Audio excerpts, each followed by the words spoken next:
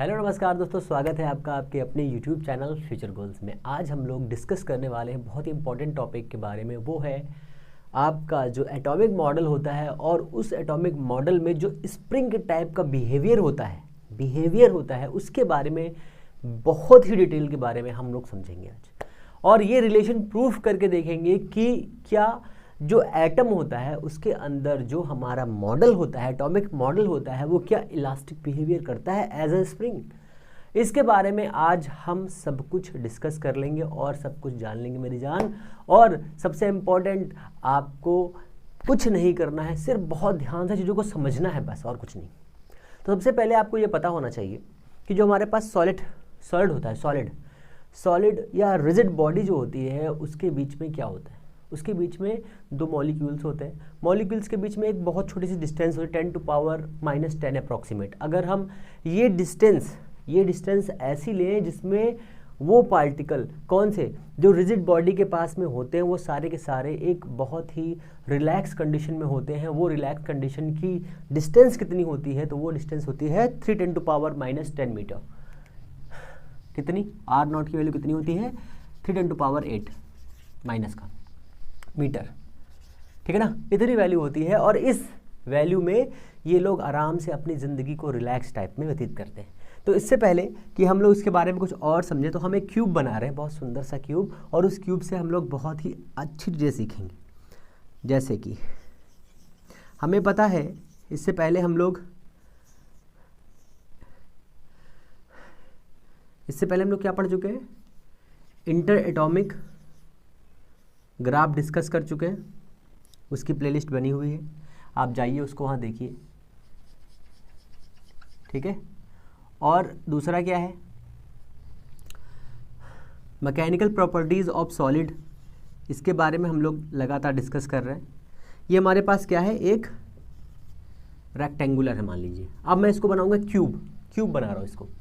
बहुत ही ध्यान से समझिए इस बारे में, बहुत ही अच्छा, बहुत ही मस्त टॉपिक है ये, मज़ा आ जाएगी। अगर थोड़ा सा दिमाग लगाया आपको फटाफट समझ में आ जाएगा। मैं कोशिश करूँगा कि आपको पूरा समझा दूँ इसको मैं साफ कर दे रहा हूँ, फिर मैं लिख दूंगा, ठीक है ना। लिख लियो, चाहे तो लिख लो, इसको लिख लियो भैया, लिख लियो। ये यहाँ पर आ गया, ठीक है ना। अब ये सी वाला पॉइंट ऐसे जा करके कहेंगे सर ये आप क्या चुड़ुम बना रहे हैं, कयामत पिक्चर वाला बना रहे हैं कुछ। तो बेटा मेरे लाल, ये मैं बना रहा हूँ स्प्रिंग मॉडल, जिससे हम लोग इलास्टिक बिहेवियर चेक करेंगे, ठीक है ना। इलास्टिक बिहेवियर चेक करेंगे किसका? स्प्रिंग का। और जो हमारा सॉलिड होता है उसमें कैसा बिहेवियर होता है, ये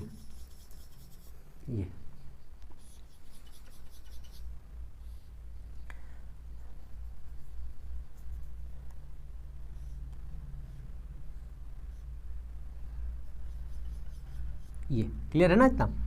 अब ये हमारे पास एक क्या बन गया? क्यूब बन गया। इस क्यूब के पास में जो पहले डिस्टेंस है किसी भी दो पार्टिकल्स के बीच में, B C D E F G, उसमें निकले डॉट जी एच, हो गया ना सारा, ABCDEFGH, ओके, ये इतना हो गया। अब इसमें देखो दो एटम है, ये वाला ए और बी, इसके बीच की जो मिनिमम डिस्टेंस है वो कितनी है? R0 = 10⁻⁻8 मीटर, ये डिस्टेंस है, ये R0 है। इस R0 पर जो फोर्स लगता है वो ज़ीरो होता है। क्यों ज़ीरो होता है? क्योंकि ये अपनी मिनिमम एनर्जी की कंडीशन को बनाए रखना चाहता है मेरी जान, ठीक है ना। तो अगर ये अपनी मिनिमम एनर्जी की कंडीशन में रहना चाहता है, मतलब रेस्ट में रहना चाहता है, ऐसे समझ लो। अगर ये रेस्ट में रहना चाह रहा है तो इस पर फोर्स नहीं लगेगा। जैसे हम इस पर एक्सटर्नल फोर्स अप्लाई करेंगे, इसका कोई साइड बढ़ जाएगा, कोई छोटा हो जाएगा, कोई पतला हो जाएगा, है ना। ये सब हम पॉइजन रेशियो में देखेंगे। अगर हम इस पर कोई एक्सटर्नल फोर्स अप्लाई कर दें, सॉरी शक्तिमान, है ना। जैसे ही हमने इस, देखो पहले एक मॉडल बना हुआ है, ये एक क्या है? एटॉमिक मॉडल है। इस एटॉमिक मॉडल में सभी के बीच की डिस्टेंस कितनी है? R0। यहाँ पर भी R0, यहाँ पर भी R0, ये भी R0, ये भी R0 और ये सभी R0। क्यों? क्योंकि ये क्यूब है, इसलिए इसका एरिया पहले कितना हो जाएगा? बहुत छोटी छोटी बात समझो, इसका एरिया हो जाएगा R0², ठीक है ना। वॉल्यूम कितना हो जाएगा? R0³ हो जाएगा, ठीक है। जैसे ही हमने इस सरफेस पे से किसी एक सरफेस पर फोर्स अप्लाई किया, अप्लाई करने के बाद में हम देखते हैं जो स्प्रिंग होती है, स्प्रिंग का बिहेवियर क्या होता है? ये स्प्रिंग है, ये हमने इस पर एक मास रखा और इसकी वजह से ये थोड़ा सा डिस्प्लेस हो गई। जैसे ही डिस्प्लेस होगी वैसे ही इसके अंदर एक एनर्जी क्या हो जाएगी, बनेगी या कन्वर्ट हो जाएगी। वो एनर्जी कौन सी एनर्जी होगी, पोटेंशियल एनर्जी होगी। जैसे ही इस पर हम एक्सटर्नल फोर्स अप्लाई करेंगे, कौन सा एक्सटर्नल फोर्स, याद करिए फटाफट याद करिए, कौन सा, डिफॉर्मेशन फोर्स। जैसे हम इस पर डिफॉर्मेशन फोर्स अप्लाई करेंगे वैसे ही ये क्या करेगा, ये एक रीस्टोरिंग फोर्स जनरेट करेगा जो इसे वापस लाएगा। जैसे अगर हम इसको बढ़ाएंगे तो यहाँ पे अट्रैक्शन फोर्स काम करेगा, इसे घटाएंगे तो क्या होगा, इसकी डिस्टेंस को घटाएंगे तो क्या होगा, एक रिपल्सिव फोर्स काम करेगा। ये अब मैं बता चुका हूँ पहले ही, ठीक है ना। तो ये यहाँ पर ऐसा कुछ है, हमने इस पर एक एक्सटर्नल फोर्स F अप्लाई किया जिसकी वजह से ये पहले कितना था, ये पहले था R0। जैसे ही हमने इसे एक्सटर्नल फोर्स अप्लाई किया ये यहाँ से इतना डिस्प्लेस हो गया, कितना, डेल्टा R0। हम लोग क्या डिस्कस कर रहे हैं कि हम लोग ये डिस्कस करने वाले हैं इसमें कि क्या ये स्प्रिंग की तरह बिहेव करता है। स्प्रिंग की तरह जो एटॉमिक मॉडल होता है, जो हमारे पास एटम्स होते हैं उनका अगर एक छोटा सा मॉडल लिया जाए, एक छोटा सा क्यूब लिया जाए, सभी मॉडल का सेट, या भी सभी एटम्स का एक छोटा सा सेट लिया जाए, वो सेट हमने मान लिया कि क्यूब टाइप का है, वो सेट हमने मान लिया क्यूब टाइप का है, तो उसके सभी एटम्स जो एक एक डिस्टेंस पे रखे, मान लो कि यहाँ पर एटम रखा हुआ है, एक यहाँ रखा हुआ है, एक यहाँ रखा हुआ है, दोनों के बीच में एक निश्चित दूरी है। कौन सी दूरी, 3×10⁻⁸ मीटर की दूरी है, ठीक है ना। -8 से -10 भी हो सकती है, मतलब एक अप्रॉक्सीमेट डिस्टेंस है ये। अगर ये एक मतलब कांस्टेंट डिस्टेंस पर है, कांस्टेंट का मतलब क्या है, फिक्स डिस्टेंस पर, जिस पर इनके पास में कैसी एनर्जी है, निगेटिव एनर्जी, निगेटिव एनर्जी है। अब उस नेगेटिव एनर्जी को हम लोग जीरो एनर्जी मान लेते हैं, निगेटिव एनर्जी को हम लोग जीरो एनर्जी मान लेंगे। क्यों, क्योंकि सर आपने निगेटिव को जीरो क्यों मान लिया, तो जीरो इसलिए मान लिया क्योंकि सभी पार्टिकल्स मिनिमम एनर्जी की स्टेट में रहना चाहते हैं। तो हमने कहा कि वो एनर्जी जो है वो जीरो है, ठीक है, या फिर निगेटिव ही आप लेके चलिए, क्योंकि यहाँ पर उस एनर्जी का कोई मतलब नहीं, हमें उस एनर्जी से कोई लेना देना नहीं है। हमने जैसे इस पे एक्सटर्नल फोर्स अप्लाई किया, या डेल्टा R0 क्या हुआ, डिस्प्लेस हो गया, ये पहले R था। जैसे ही इसमें डेल्टा R0 डिस्प्लेसमेंट हुआ वैसे ही इसमें क्या होगा, वैसे ही इसमें देखिए ये एक क्या है, एक एरिया है, और इस एरिया का ये एक पार्ट है, ये एक पार्ट है। अगर ये पूरा एक पार्ट है तो हम इसको एक क्या मान सकते हैं, इसको एक लेंथ मान सकते हैं। जैसे ही हमने इसको लेंथ माना वैसे ही हमारे पास एक फॉर्मूला फट से आ गया, वो फॉर्मूला क्या है, यंग मॉड्यूलस, ठीक है ना। अब यंग मॉड्यूलस में क्या होता है, स्ट्रेस बाय स्ट्रेन। अब कहेंगे सर कौन सी स्ट्रेस कौन सी स्ट्रेन, तो ये हो गया हमारा स्ट्रेस, क्योंकि स्ट्रेस का तो काम बहुत सारा है। तो यहाँ पर स्ट्रेस कौन सी काम करेगी, देखो यहाँ पर कौन सी है, एक यहाँ पर हमने इसको फिक्स कर रखा है। जैसे ही हमने इसको यहाँ पर फिक्स किया वैसे ही ऊपर की तरफ फोर्स काम करें, नीचे की तरफ फोर्स काम नहीं करना। दो फोर्स जब काम करेंगे तो वो कौन से फोर्स होंगे, अपोजिट डायरेक्शन वाले फोर्स कौन से होते हैं, टेंसाइल, ठीक है, टेंसाइल स्ट्रेस यहाँ पर काम करेगी। अब जब टेंसाइल स्ट्रेस यहाँ पर काम कर रही है, जब यहाँ पर टेंसाइल स्ट्रेस काम कर रही है तो यहाँ पर कौन सा वो होगा, डिस्प्लेसमेंट होगा। कौन सा होगा, बताओ जल्दी से बताओ, लॉन्गिट्यूडनल होगा, ठीक है ना, लॉन्गिट्यूडनल स्ट्रेन होगा यहाँ पर। अब लॉन्गिट्यूडनल स्ट्रेन हमें पता है क्या होता है, हमें पता है ये होता है, पहले तो स्ट्रेस होता है F/A होता है। अब स्ट्रेन क्या होता है, स्ट्रेन होता है जितना भी लंबाई में चेंज हुआ है, लेंथ में जितना भी चेंज हुआ है, तो लेंथ में डेल्टा R0 चेंज हुआ है, डेल्टा R0 चेंज हुआ लेंथ में, और पहले कितनी लेंथ थी, R0 थी। बताइए कोई दिक्कत, ठीक है सर, बिल्कुल कोई दिक्कत नहीं है। अब इससे पहले कि हम इस वाले फॉर्मूले को और आगे लेकर के जाएं, उससे पहले आपको पता होना चाहिए क्या, कि किसी भी स्प्रिंग के पास में हमने क्या मान रखा है कि ये जो एटॉमिक मॉडल दिया हुआ है इसमें दो पार्टिकल्स के बीच में एक स्प्रिंग लगी हुई है, सभी के बीच में, सभी की स्प्रिंग, सभी। जैसे मान लीजिए हमने इसको खींचा, जैसे हम इसको खींचेंगे तो ये वाला पार्टिकल इसको भी खींचेगा, सभी पार्टिकल्स को धीमे धीमे खींचेगा। सभी पार्टिकल एक दूसरे को खींचने लगेंगे। जैसे ही खींचने लगेंगे इसके बीच में, अब हमें पता है कि स्प्रिंग कांस्टेंट क्या होता है, तो हमें पता है कि किसी भी स्प्रिंग के पास में एक फॉर्मूला हम लोगों ने पढ़ा है, वो होता है F = -kx। अब कहेंगे सर यहाँ पर x क्या है, x वो है जब कोई पार्टिकल जितना डिस्प्लेस होता है फोर्स अप्लाई करने के बाद में, तो यहाँ पर माइनस क्या रिप्रेजेंट करता है, ये रिप्रेजेंट कर रहा है रीस्टोरिंग फोर्स, और हमने क्या अप्लाई किया है, डिफॉर्मेशन फोर्स। जैसे ही हम यहाँ पर डिफॉर्मेशन फोर्स अप्लाई करेंगे तो ये x किस में कन्वर्ट हो जाएगा, R0 में। डेल्टा आर नॉट में, और ये माइनस किस में कन्वर्ट हो जाएगा, प्लस में। ठीक है ना, इतना क्लियर है, ये इतना क्लियर हो जाएगा। आपके पास फोर्स इतना है, आपने इस वाले स्प्रिंग को ऐसे खींचा है, इस पर ऐसे फोर्स लगाया है, ऐसे फोर्स लगाया है, तो ये स्प्रिंग स्ट्रेच होगी, खींचेगी, जैसे ही खींचेगी इसकी लेंथ में इतना चेंज हो जाएगा। उसके लिए हमने स्ट्रेन निकाल लिया, उसके लिए हमने फोर्स भी निकाल लिया। अब सबकी वैल्यू फटाफट रख दो यहाँ पर। तो फोर्स कितना है हमारे पास, फोर्स हमारे पास आया के डेल्टा आर नॉट, ठीक है, और पहले से हमारे पास क्या है, आर नॉट।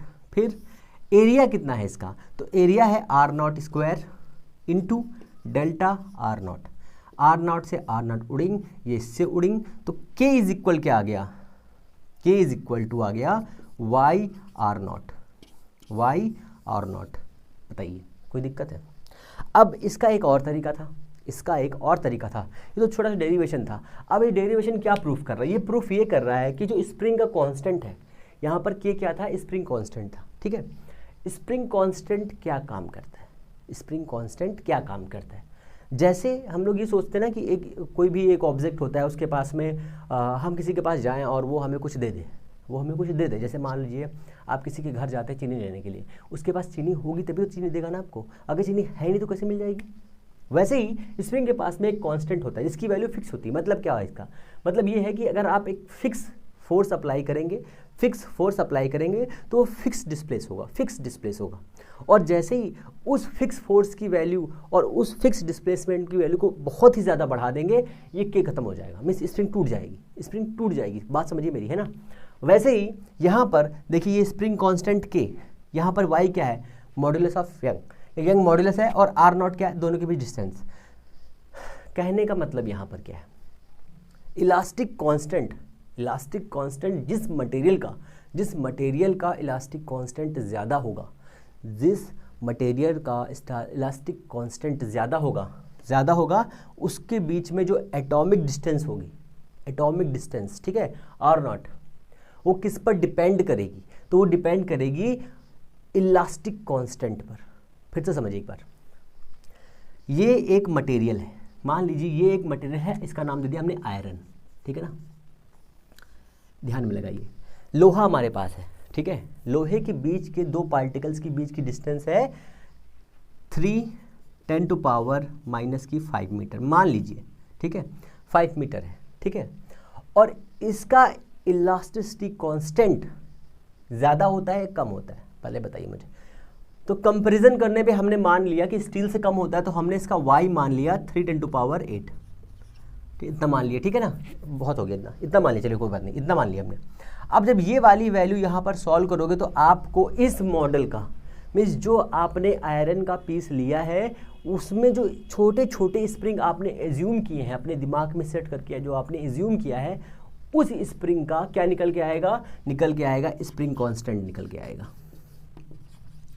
अब स्प्रिंग कांस्टेंट मैंने क्या बताया, एक फिक्स फोर्स अप्लाई करने पर एक फिक्स डिस्प्लेसमेंट देता है, इसलिए फोर्स डिवाइडेड बाय डिस्प्लेसमेंट। अब फोर्स कौन सा है, अप्लाइड फोर्स है, डिस्प्लेसमेंट कौन सी है, जो उस पर फोर्स पर लगने के बाद में जितना डिस्प्लेस होगा। अब दो क्वेश्चन है यहाँ से, पहला क्वेश्चन क्या है, फोर्स कैसे अप्लाई करेंगे, ठीक है, नॉर्मल टू द स्प्रिंग करेंगे या टेंजेंशियल करेंगे, तो नॉर्मल करेंगे। टेंजेंशियल करेंगे तो देखो स्प्रिंग ऐसे है, मान लीजिए अगर हम टेंजेंशियल करेंगे तो ये स्प्रिंग ऐसे हो जाएगी, ऐसे ऐसे हो जाएगी, है ना। और जब उस पर दो तरह से कर सकते हैं, ठीक है, जो नॉर्मल वाला कंडीशन है उसमें दो टाइप है, कौन से, एक कंप्रेसिव है, एक है टेंसाइल। तो हमने जब इस पर ऐसे अप्लाई किया फोर्स तो ये क्या हो जाएगी, सिकुड़ जाएगी। जैसे ही सिकुड़ेगी कौन सा फोर्स काम करेगा, बताओ फटाक से, तो काम करेगा कौन सा, कंप्रेसिव फोर्स। और जैसे से हम खींचेंगे तो टेंसाइल फोर्स काम करेगा। जब इसे हम खींचते हैं तो इसके जो मॉलिक्यूल्स होते हैं, जो स्प्रिंग होती है, वो क्या करती है कि भैया खींचे ना हमको ये खींचे ना, हमको सिर्फ वहीं रहने दो, हमको बिल्कुल पड़े रहने दो, हम रजाई के अंदर सो रहे हैं, कोई हमें खींच ना दे कोई हमको, बस रजाई के अंदर पड़े रहने दो, कोई काम ही नहीं है।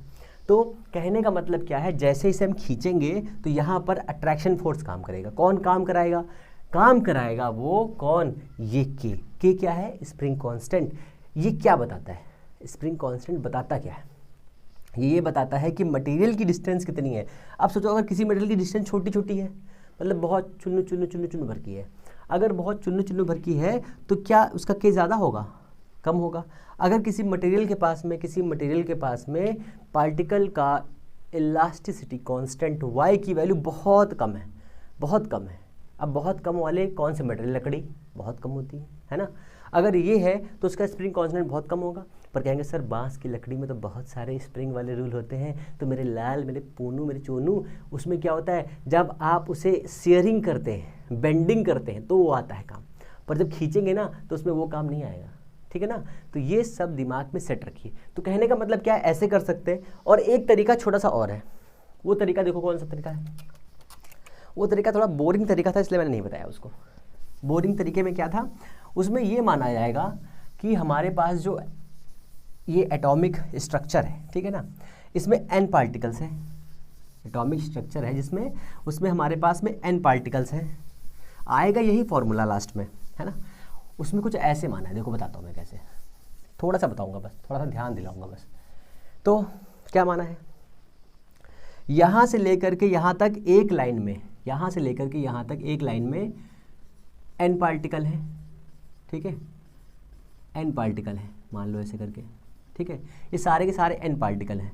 तो अगर n पार्टिकल हैं तो इसकी लेंथ l हो जाएगी ना लेंथ। अब हमें ये पता है कि दो पार्टिकल्स के बीच की लेंथ कितनी होती है, r0 होती है।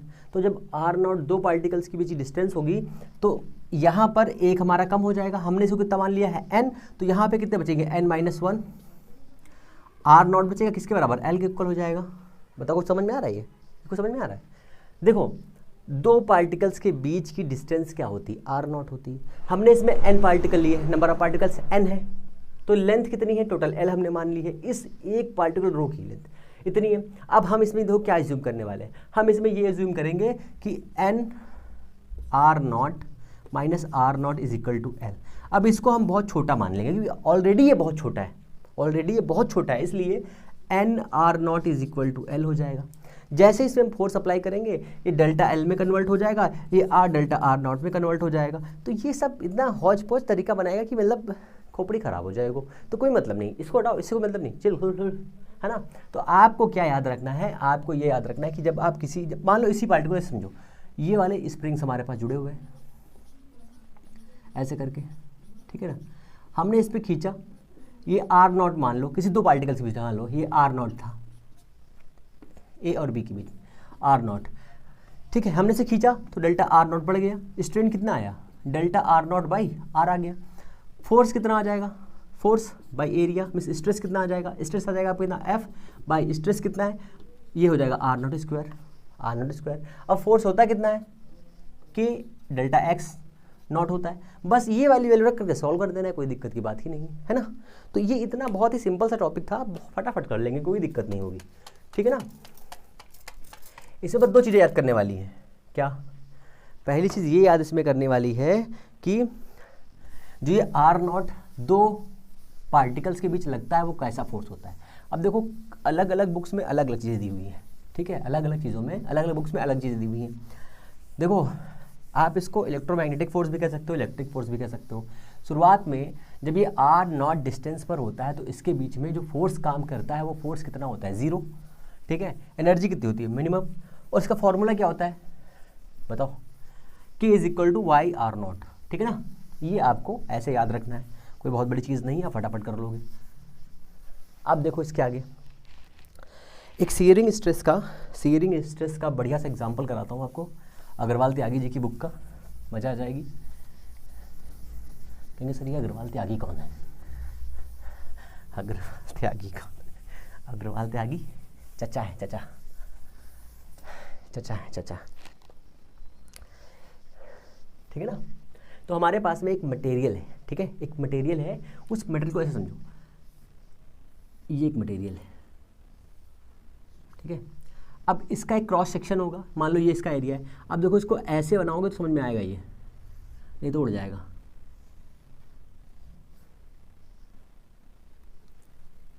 उड़िंग हो जाएगा भैया, ये यहाँ पे हो गया, ये यहाँ पे हो गया, ये तक क्लियर है, ठीक है ना। अब इसका एक क्रॉस सेक्शन है ये वाला, अभी उड़ने लगा बस, थोड़ा थोड़ा करके उड़ने लगा ना, बताओ सही बोलना, अभी नहीं उड़ा, ये क्रॉस सेक्शन है, ठीक है ना, ये क्रॉस सेक्शन है, समझ अब क्लियर हो गया ना। ये क्रॉस सेक्शन है और इसको कुछ ऐसे समझो, नहीं तो वो समझ नहीं आएगा। ये हो गया, ये क्रॉस सेक्शन है ए और बी, ठीक है। इस पर एक ऐसा क्रॉस सेक्शन काटा गया है और इस पर, इस लाइन पर एक फोर्स काम कर रहा है एफ। एक, अरे यार कहाँ लिख दिया मैंने, ये एफ काम कर रहा है, इस लाइन पर एफ काम कर रहा है और ये एंगल है थीटा, ये एंगल है थीटा। इतना क्लियर है? अब ये पूछ रहा है इसमें कि आप मुझे भैया ये बता दीजिए कि इसमें शेयरिंग स्ट्रेस कितना है, और शेयरिंग स्ट्रेस के साथ में, शेयरिंग स्ट्रेस के साथ में और कौन सा स्ट्रेस इसमें काम कर सकता है। अब आपको थोड़ा सा दिमाग लगाना पड़ेगा, बिल्कुल थोड़ा सा। इसमें दो स्ट्रेस काम करेंगे, एक टेंसाइल काम करेगा, एक शेयरिंग काम करेगा। टेंसाइल कैसे काम करता है? देखो, टेंसाइल स्ट्रेस का मतलब ये होता है कि अगर हमने एक फोर्स यहाँ पे अप्लाई किया, एक फोर्स यहाँ पे अप्लाई किया, टेंसाइल हो गया। और शेयरिंग में क्या होता है कि एक फोर्स ऐसे काम करे, ठीक है, यहाँ से काम करे, तो ये होता है आपका शेयरिंग फोर्स। तो यहाँ पर बहुत ही सिंपल तरीके से समझिए, ये हो गया ए सी है ना। तो ये लाइन यहाँ पे थीटा एंगल बना दी है, तो हमने इस पर एक परपेंडिकुलर ड्रॉ कर दिया ऐसे करके फोर्स का, तो ये फोर्स हो जाएगा एफ। अब ये एंगल थीटा हो जाएगा, ये एंगल हो जाएगा, दिख रहा है ना, ये एंगल हो जाएगा थीटा। तो ये हो जाएगा एफ कॉस थीटा और एक इस डायरेक्शन में जाएगा एफ साइन थीटा। समझ में नहीं आने पर इधर देखने के लिए, ठीक है ना। ये एंगल है, ये एंगल है, ये एंगल है थीटा, और इस पर एक ऐसे फोर्स काम कर रहा है, ठीक है ना, ऐसे काम कर रहा है। तो देखो, ये एक लाइन है और हमने एक लाइन ऐसे एज्यूम कर ली। एंगल बता रहा हूँ कैसे बनेगा, ये, तो ये एंगल थीटा हो जाएगा, थीटा हो जाएगा। ये 90 है, ये एंगल थीटा हो जाएगा। ये वाला एंगल कौन सा है? अपोजिट एंगल्स है। और ये टोटल एंगल कितना है? 90 का। यहाँ कितना बचेगा? 90 माइनस थीटा, बचेगा नहीं बचेगा? अब हमने इस पर एक परपेंडिकुलर खींच दिया, तो ये कितना बचेगा? थीटा तो बचेगा ना। बताओ, कोई दिक्कत? कोई दिक्कत नहीं सर, इतना हो गया। अब देखो, एफ कॉस थीटा इधर जा रहा है, एफ साइन इधर जा रहा है, कौन सा फोर्स मेरी जान बनाएगा? बताओ, शेयरिंग, और कौन सा बनाएगा? टेंसाइल। बहुत ही सिंपल कर दिया ना, बहुत ही सिंपल कर दिया। इतना सिंपल तो मुझे भी उम्मीद नहीं थी कि मैं कर दूंगा। बताओ, कौन सा फोर्स टेंसाइल स्ट्रेस क्लियर करेगा और कौन सा फोर्स शेयरिंग स्ट्रेस क्रिएट करेगा? तो आप अब देख के बता सकते हैं कौन सा करेगा। बट अभी यहाँ पर एक बहुत बड़ा खेला है। क्या इतने से स्ट्रेस आ जाएगा? बिल्कुल आ जाएगा, क्या दिक्कत है? तो स्ट्रेस इज इक्वल टू कौन सी निकालना है? Tensile stress, tensile stress s is equal to f by a. F कितना है हमारा? F cos theta, f cos theta by a. क्या सही हो गया? जो सही बोलने वाला है उसको एक पढ़ने वाला धड़ाम से, ठीक है ना। तो अभी यहाँ पर ए का भी फैक्टर निकालना पड़ेगा। क्यों निकालना पड़ेगा? देखो, ये ऐसा क्रॉस सेक्शन है, अब इसको हमने एक एंगल पर काट दिया, तो हमारा जो क्रॉस सेक्शन है तो कम हो गया। कम ज़्यादा कुछ हुआ कि नहीं हुआ? अब वो जो कम ज़्यादा कुछ हुआ है उसका एंगल निकालिए। तो देखो, ये वाला ए बी था, ए बी का एरिया था ए बी का एरिया। अब इस ए बी को नाम चेंज हो तो कितनी कन्फ्यूज हो जाओगे। इसको रखो पी क्यू और इसको रख लो आर, ठीक है ना। इस पी क्यू का एरिया कितना था? ए था। और इस पी आर का एरिया कितना होगा? तो पी आर का एरिया बताओ कितना हो जाएगा? तो इस ट्राइंगल में कॉस थीटा लगा दो, कितना हो जाएगा? Base P Q by P R, ये तो होगा ना। Base P Q by P R, ये तो होगा। बेस बाई हाइपोटेनियस, हाँ ठीक है, हाँ ओके, इतना हो जाएगा। तो यहाँ पे कितना आ जाएगा? पी आर कितना हो जाएगा हमारा? पी आर हो जाएगा P Q by cos theta, ये तो होगा। पी क्यू कितना है? पी क्यू है ए बाई कॉस थीटा, ये हमारा हो गया। अब इसकी वैल्यू यहाँ रखो, तब टेंसाइल स्ट्रेस आएगा हमारे पास। Tensile stress on a c cross section, ठीक है ना। कितना हो जाएगा? Stress a c is equal to कितना हो जाएगा? एफ कॉस थीटा बाई कितना है? A by cos theta, value कितनी बनेगी? F cos square theta by a. S is equal to f cos square theta by a. बताओ, समझ में आया? मजा आया कि नहीं? इतना आया कुछ? अब देखो, यहाँ पर भी खेल है। कैसे? मैक्सिमम स्ट्रेस सर कितने एंगल पे लगेगा ये बताइए। खेला हो गया ना। तो मैक्सिमम के लिए आपको इसकी वैल्यू को क्या करना पड़ेगा? बताओ 0 बनाना पड़ेगा कि 1 बनाना पड़ेगा? अगर 0 बनाएंगे तो पूरा स्ट्रेस 0 हो जाएगा। आपको बनाना है मैक्सिमम, इसलिए cos square theta is equal to 1 बन दीजिए। जैसे ही 1 करेंगे वैसे क्या हो जाएगा, इसकी वैल्यू हो जाएगी आपकी, थीटा की वैल्यू कितनी हो जाएगी, 0 डिग्री। 0 डिग्री एंगल पर, मतलब सिंपल सा फैक्ट है, जैसे ही आप इस वाले क्रॉस सेक्शन को इतना कर देंगे क्या हो जाएगा, पूरा का पूरा ऐसे पकड़ के खींच लेगा, ये पूरा का पूरा ऐसे खींच लेगा ना, यही वैल्यू है। तो एस मैक्सिमम किस एंगल पर होगा, at angle theta is equal to 0 degree. कितना आएगा, s is equal to f by a, ये आ जाएगा। क्लियर है? अभी शेयरिंग स्ट्रेस बाकी है, अभी शेयरिंग स्ट्रेस बाकी है, ये समझ लो। और अगर जिसने भी ये बोल दिया कि शेयरिंग स्ट्रेस भी सेम रहेगा ना, तो समझ लो उसके ऊपर बम गिर जाएगा बहुत ही जल्दी से।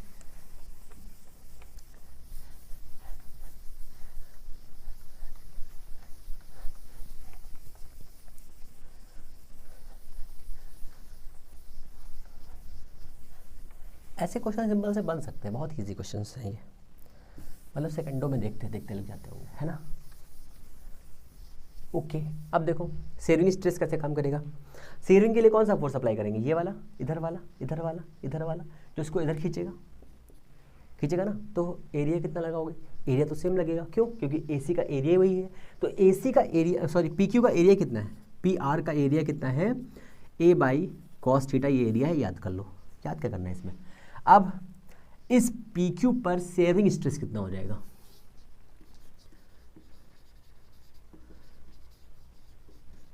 Sharing stress on p r cross section, ठीक है ना, इतने क्रॉस सेक्शन पर। तो बहुत ही सिंपल है, s is equal to f sine theta by area कितना रखोगे बताओ, ए बाई कॉस थीटा, कितना आएगा, f sine theta cos theta by a. ये हो गया हमारा इतना। अब क्या करेंगे, 2 से क्रॉस इन गुड्डू भागा कर देंगे। एस इज इक्वल टू कितना हो जाएगा, F by 2a is equal to sine 2 theta. ठीक है, अब ये बताइए, अभी रुक जाओ रुको जरा, है ना। मैक्सिमम टेंसाइल स्ट्रेस तो आपने बता दी, मैक्सिमम शेयरिंग स्ट्रेस बताइए सर। तो मैक्सिमम शेयरिंग स्ट्रेस के लिए थीटा कितना होना चाहिए बताइए। तो हम कहेंगे भैया ऐसे निकाल सकते हैं, कैसे निकाल सकते हैं, देखो हमें यहाँ पे 2 से गुणा भाग किया था एक फार्मूला बनाने के लिए। तो हमें चाहिए, अगर हम मैक्सिमम करेंगे तो इसकी वैल्यू कितनी बनाएंगे, 0 बनाएंगे या 1 बनाएंगे, इसकी वैल्यू क्या बनाएंगे, इसकी वैल्यू बनाएंगे हम 1। अब दिमाग में ये भी कन्फ्यूज़न आपके आ रहा होगा कि सर आप यहाँ पे 1 और 0 क्यों बना रहे हैं। तो हमने मान लिया कि ये s कितना है, f/2a है, मतलब पूरा का पूरा मान 1 है। अगर ये 1 होगा, अगर ये 0 होगा तो शेयरिंग स्ट्रेस 0 हो जाएगा। अगर ये 1/2 होगा तो क्या होगा, आधा हो जाएगा। अगर 0.25 होगा तो भी कम हो जाएगा। तो हमने क्या किया, एक मैक्सिमम वैल्यू होती है, एक मैक्सिमम। तो कहेंगे सर 10 मैक्सिमम नहीं हो सकती, 100, 1 करोड़, 1000। तो एक जो है उसके आगे तो बहुत सारी गिनतियाँ हैं, उसकी बात अलग है, पर एक मैक्सिमम वैल्यू बनाने के लिए हम क्या करेंगे, साइन 2 थीटा की वैल्यू को क्या करेंगे, ये प्रोजेक्टाइल में बनाया था हमने, ठीक है ना। तो साइन थीटा की वैल्यू 1 करेंगे तो sine 2 theta is equal to sine 90 होता है। एक की वैल्यू कितनी होती है, साइन 90। अब साइन से कभी काटना नहीं, समझ लो।